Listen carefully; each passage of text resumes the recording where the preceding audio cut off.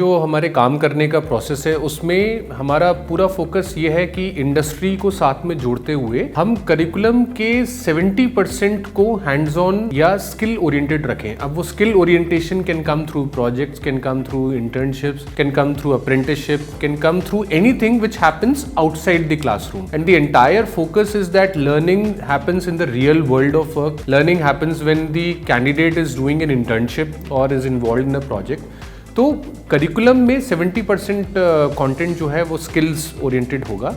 और work integration and industry integration जब होता है तो फिर the curriculum also becomes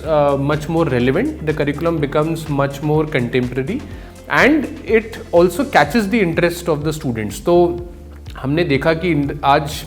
learning resources इस तरीके से हर जगह अवेलेबल हैं that unless we are able to talk something which is relevant to the students and also tells them and equips them with some skills which is going to be relevant for her or him in the future, industry integration,